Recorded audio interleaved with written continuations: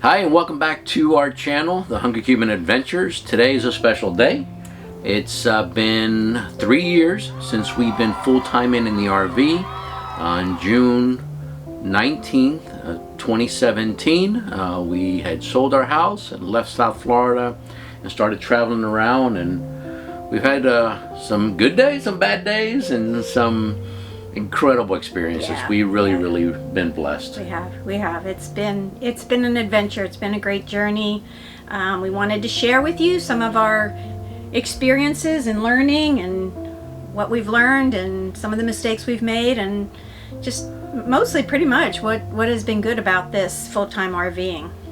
Yeah, some of our lessons learned and mistakes that we've made, but you know, you live and learn. We feel that after 3 years we finally figured this out. We finally figured out our rig, but it's just been an incredible experience. If you're thinking about getting an RV and traveling, just do it. Do it. Don't wait and think back and say, I wish we would have done it. That was kind of our thought. We were like, we're not going to wait. We're just going to do this. We're still healthy. Our kids have their own families going on, and we just decided we're going to travel.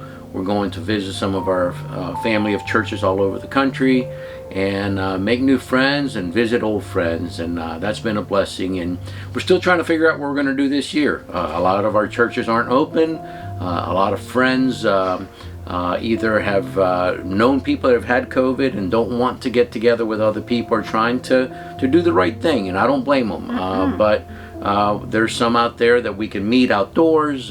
We don't know. We don't know where God's going to send us and what we're going to do, but let's share with you some of our thoughts. Our travel style. When we started, how was it? Stressed. Why? Because we were figuring out what we're going to do and what he's going to do and what I'm going to do, and we were stepping on each other's toes, but you know, we worked through that and we kind of got into our little rhythm, and now we know exactly what we're going to do when we hook up and when we break down, and it routine. It's routine, and we've had some disagreements, but No. for the most part we've worked through that. So if you're starting out, just know that those kinks and bumps will be worked out along the way. And something else that, you know, when we first started RVing, we were like moving like crazy. We'd stay 1 night, 2 nights in one place and go to the next one. I mean, and just that gets exhausting after a while, and actually it gets more expensive, because the longer you stay in the park, the cheaper it is, and the longer you stay in the park, the less time you have the RV rolling. We have a Tiffin Allegro bus with a 450 horsepower diesel engine on it, and it burns some fuel. So we've realized that the longer we can stay in one place, we try to find something central that we can drive our car to and visit people. But yeah, so I'd say slow down. You have to slow down. Don't feel like you have to see everything in one trip. Right. This is pretty much our 4th season going out, and we know that we like to stay in a place a minimum of a week, maybe 2, and visit people from there, and visit locations, and just to enjoy the area. I agree that just in the beginning, it's like you just want to see so much and you want to do so much, you want to go, but then you just, like, we finally realized that this is our life and we don't have to rush from one point to the other. We will see the things that we see, and if not, maybe next year. Yeah. Or the year after that. Yeah. Or the year after that. We don't know how long. Another thing we found out is that RVs require a lot of maintenance. If you're not even a little bit of mechanically inclined, this is probably not for you.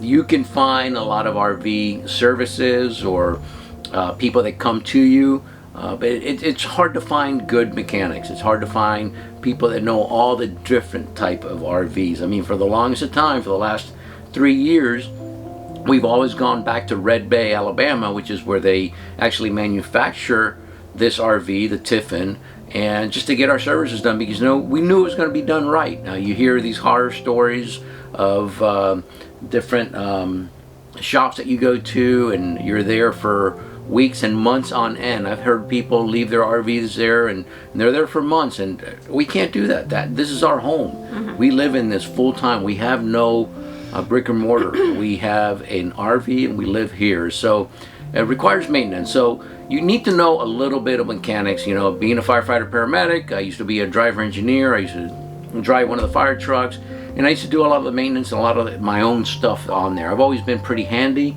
and always been able to kind of figure things out. And honestly, with YouTube, you can figure out pretty much anything.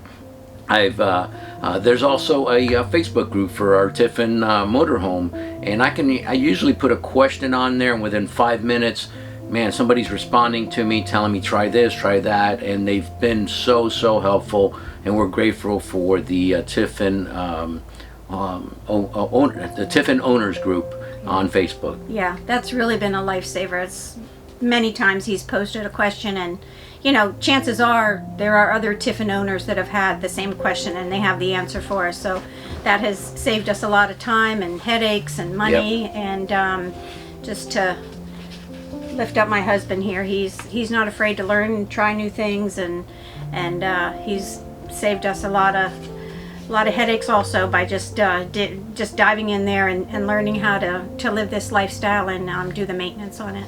And if you have a Tiffin on our YouTube channel, you'll see a lot of different maintenance. I replaced all my own batteries. I replaced the HEPA valve that we have in our sink that used to get clogged up all the time.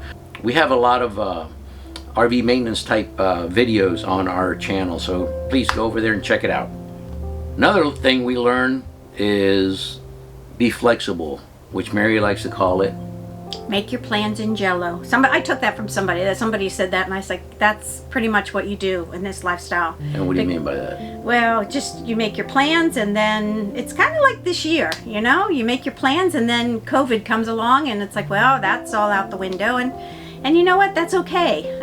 I believe that God puts us in different situations to go different places or to do different things, and we just have to surrender to that and enjoy it. Just not fight it, because there's nothing to gain by that anyway.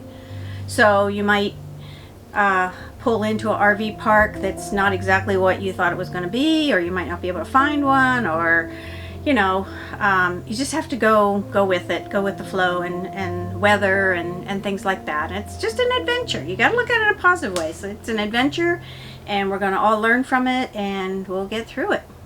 As a segue to that too is, I mean, growing up in Florida, was there all my life, and you know, you deal with hurricanes, but you can kind of prepare for a hurricane. Well, since we've been in an RV, we've been in a tornado, and we've also been in a flash flood. We've been in hailstorms, and I've never experienced any of that. So it was kind of like, it was hairy trying to figure it out, what to do. People are saying the alarms are going off, move to higher ground. It's like, I can't move this big 40-foot vehicle to higher ground at this moment. Water is gushing down, but it's we're still here. Yeah, and we're still here. So whatever we did it right, because we're here able to speak to you. We didn't get washed away. No. Something else we learned is that when we first started, we were looking at big rigs. Yeah.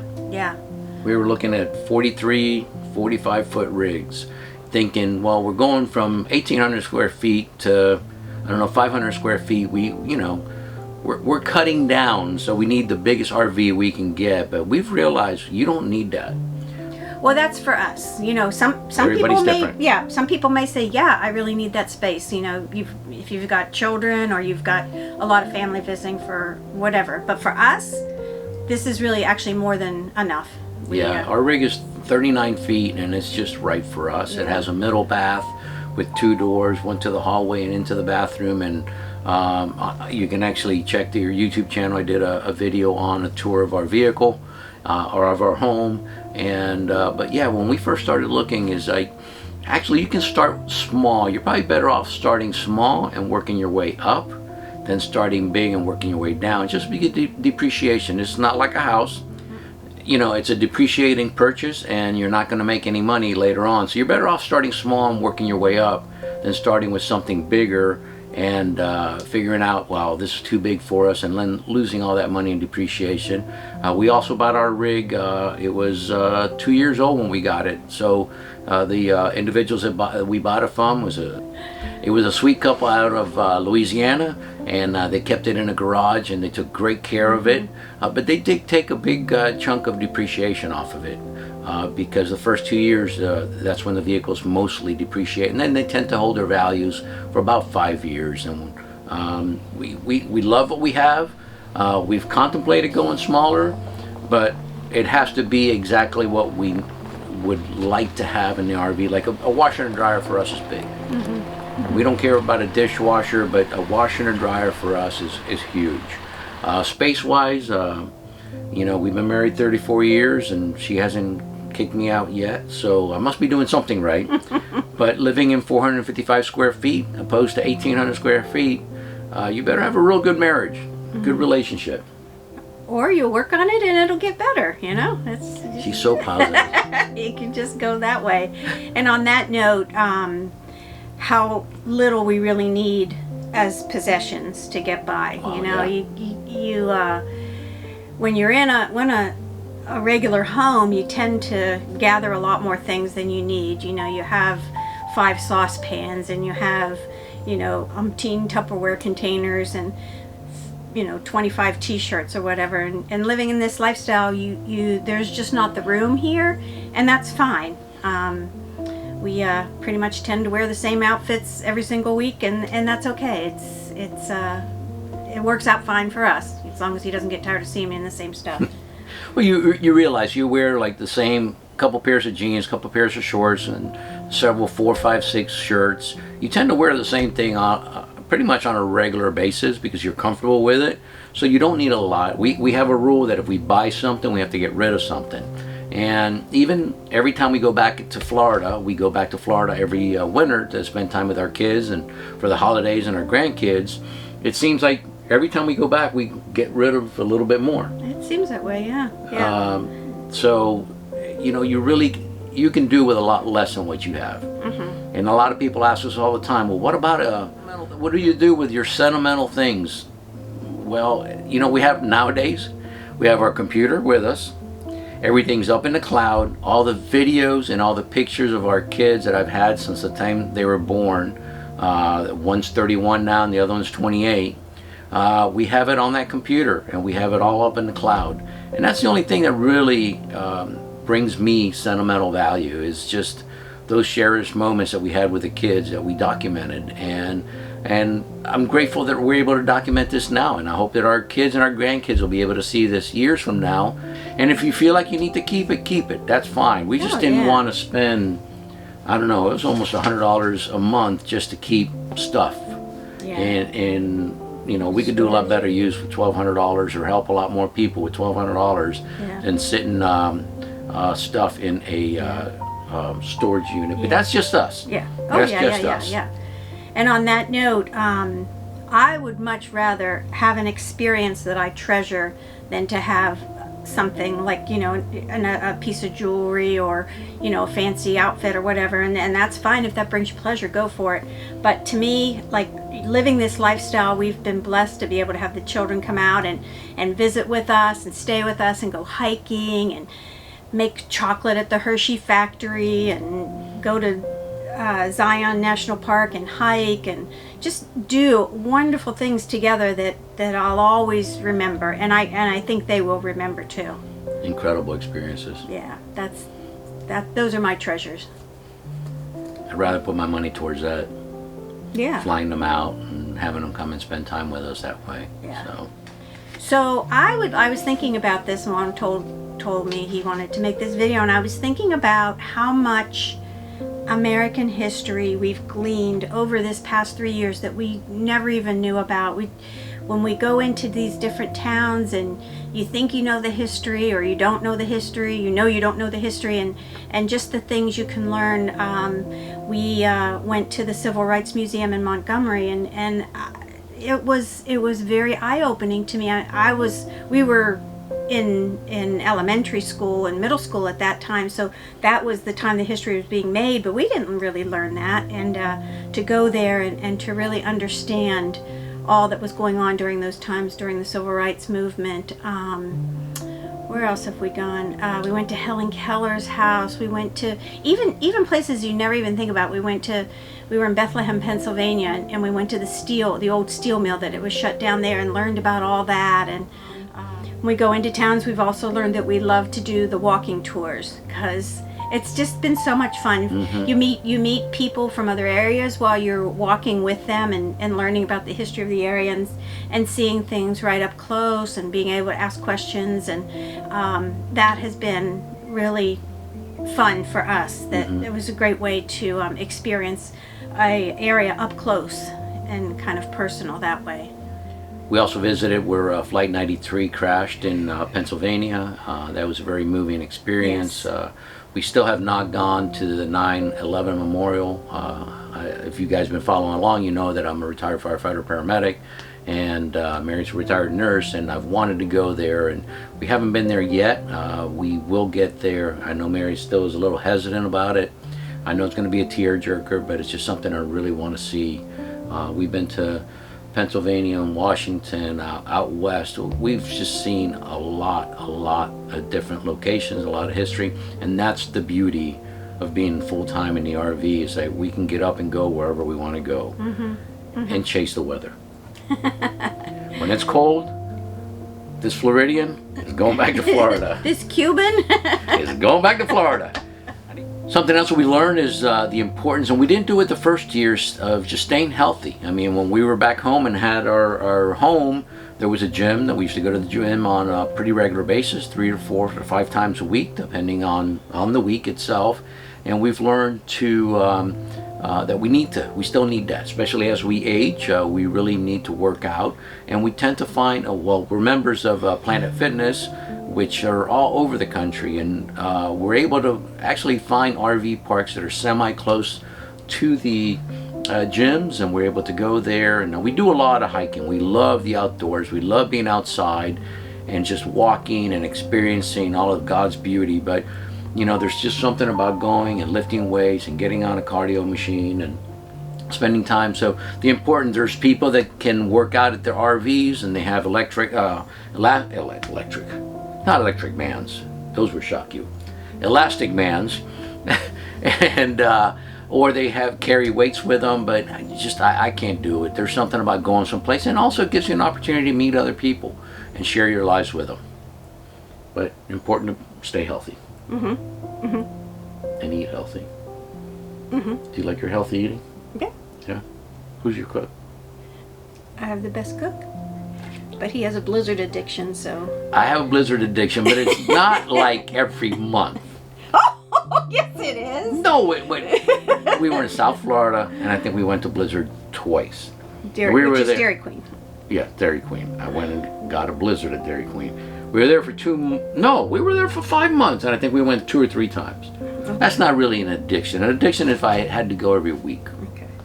I want to say how grateful we are too to just reconnect with so many people that we have known, friends over the years. The majority of them are people that we have come to know from our church family, who have gone from South Florida to relocate or whatever, and then just to reconnect with them and that spiritual bond that we have, and instantly we're like it hasn't been 20 years since we've seen each other, and that's just so encouraging, and your heart just gets filled up. And then the new relationships that we've made, as Juan said, we visit these churches and see how we can serve or do anything, and the friendships that are built, and how rewarding that is, and how, like I said, it just fills my heart to have these friendships that will last forever, because we serve a great God.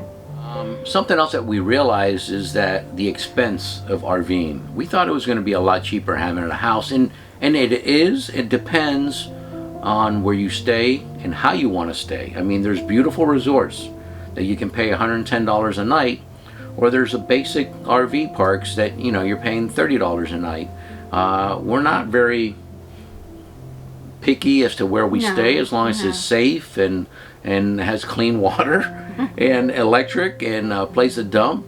And we don't have a problem with staying in those places. But if you want to stay in the luxury resorts and stuff, it can be a little pricey. And we have stayed in some beautiful places. And we stayed at some places that we stayed maybe a night just to, as we're traveling through, that we would probably never go there again. But we've never gone anywhere where that we didn't feel safe. No. If I pulled into a park and I did not feel safe and that gut just says leave, I would pick up and go and go sleep at a Walmart if I had to. We haven't done that yet. No, we have not. I don't know if But we're we gonna do like using Harvest Host. it. Yeah, that's a great one. We like using Harvest Host, and you can actually travel this whole country using Harvest Host and staying 1 to 2 nights. Some places allow 2 nights, but Harvest Host is 1 night.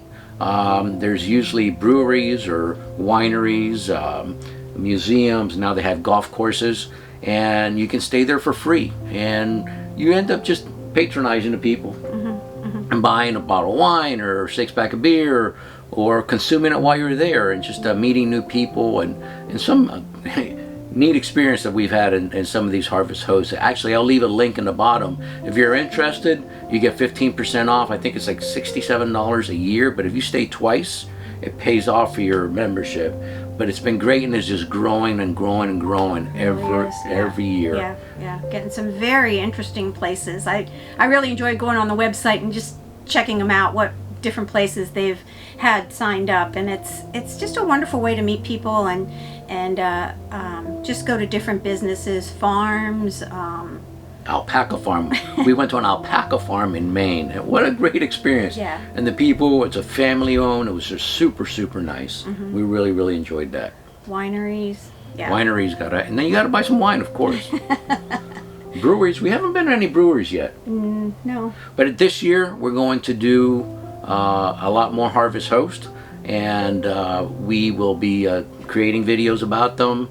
We're looking forward to that. We just really love Harvest Host. Thank you for watching. We really appreciate it. If this is the kind of videos that you like to watch, and basically we just share our lives. We share our lives as full-time empty nesters living in an RV with a 1-year-old dog that's around here somewhere. She's got to show you the dog.